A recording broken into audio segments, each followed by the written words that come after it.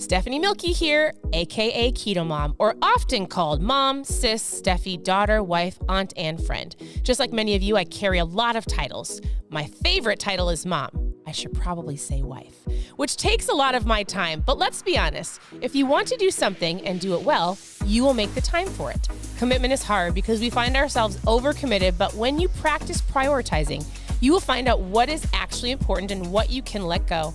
With the KetoMOM podcast, you will learn together how to manage our time, commit to the most important things in life, and I will equip you with the tools you need to feel qualified each step of the way. My name is Stephanie Milky, and welcome to the KetoMOM Secrets podcast. Good morning. Welcome to the KetoMOM page. My name is Stephanie. It is a stormy day here in Minnesota, but actually quite relaxing and quite peaceful. I have this weird shadow because it's so dark. It's so dark. Should I flip my hat around or keep it off? You guys, my wisdom hairs are coming through. They are coming through and through, but this is better so you can see my face. Good morning. Good morning. All right. We are diving into the 5-second rule, and we're talking about why the rule works, how it works, and why it works. The very first sentence in this book, and I love it, it says this: you can choose courage or you can choose comfort, but you cannot have both. I read that this morning and I was like, ugh, that's so good. You can choose courage to do the things you know you need to do, or you can choose comfort. Can't have both. And comfort is just that. It's comfortable. It's simple. You know it. While you might want a different outcome, comfort keeps you where you're at. So that's why she wrote the book. She goes, listen, how do you use the 5-second rule and what can you use it for? We're going to talk about that. But if you're brand new, post new below. I'd love to get to know you. This is the book that we're going through. This is the book that will give you a tool in your tool belt to do the things you know you need to do before your brain talks you out of it. So tell me where you're tuning in from. Good morning. It looks like everybody, so it's storming here in Minnesota. I think somebody said what it's like in Florida. Good morning from Florida, Audrey. We are leaving for Florida on Saturday. We love Florida. Hoping to have a home there in Florida in the winter. Our family loves Florida. All right. So how do you use the rule? Using this rule is very simple. Whenever you feel an instinct, a fire up to act on a goal or a commitment, or the moment that you feel yourself hesitating on doing something you know you should do, you use the rule. You count backwards from 5. So for those of you who've been listening for the last couple of days about the book, because we're only on chapter 4, how many of you have used the rule? How many of you have done the 5, 4, 3, 2, 1? If you have, what have you used it for?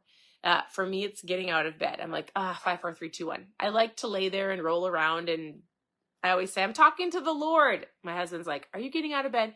I'm like, yeah, I'm talking to the Lord. I do. I actually do sit there.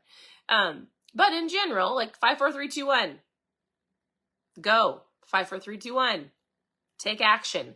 I actually would say 5, 4, 3, 2, 1, even when you find yourself grabbing something like 5, 4, 3, 2, 1, don't grab the donut or don't drive through the drive-through. Lori raised her hand. Lori's using the 5-second rule. I love it. It's a great reminder. I think Lori already said, Lori, we were chatting and you're like, I already read the book, but what's so great is it's a good reminder.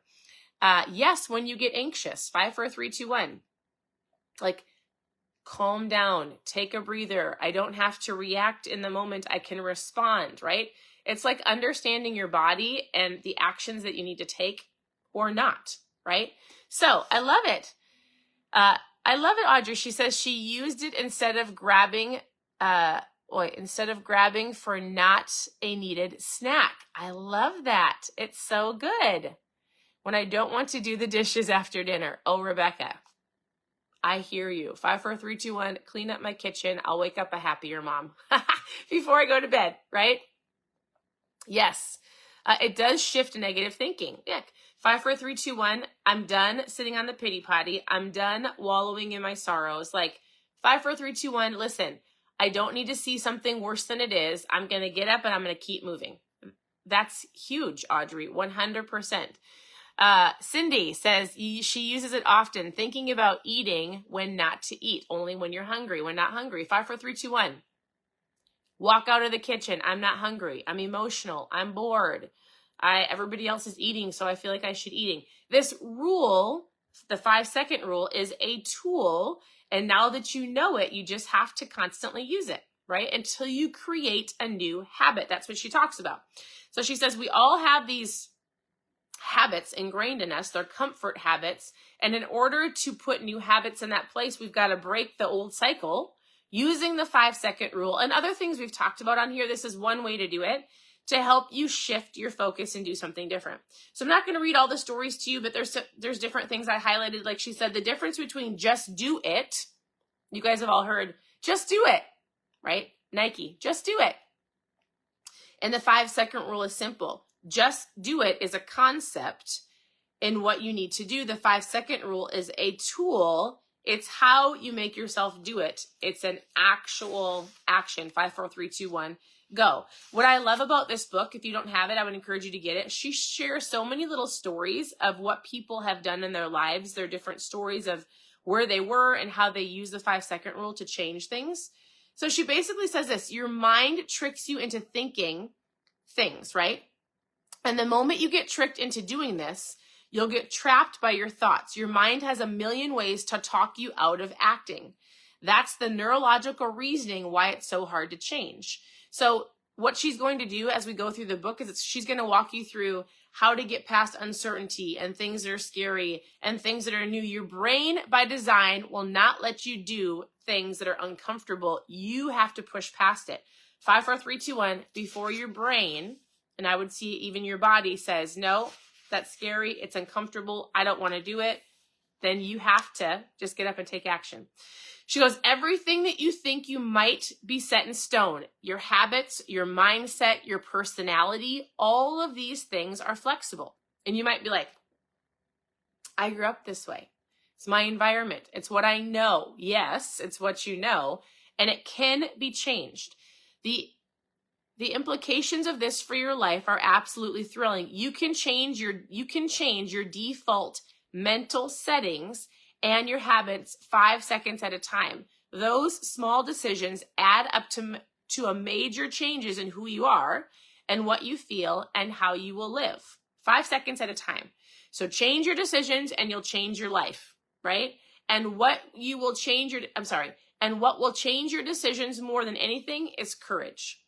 5, 4, 3, 2, 1, courage over comfort. Action over comfort. Action is the key. So we will dive into everyday courage and just different stories tomorrow as we continue to go through the book. But honestly, the basis of this book, you could be done now and just use the 5-second rule in every single day actions, and you'd be like, oh yeah, 5, 4, 3, 2, 1. 5, 4, 3, 2, 1.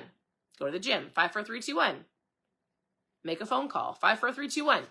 Whatever it is that's holding you back. So that's it. That's the morning. Thanks for tuning in. As always, you can go to KetoMomSecrets.com, click on how to get started, click on recipes, click on book club, send me a message. I'm here to help. I am going to 5, 4, 3, 2, 1 myself into the kitchen or my dining room and homeschool our girls. We are almost done with school. Summer is around the corner, although we still do a couple things throughout the summer, but my kids would say no, and I would say yes. That's just a homeschool mom thing that I value. It's not even the conversation we're talking about, but in general, it's going to be a great day.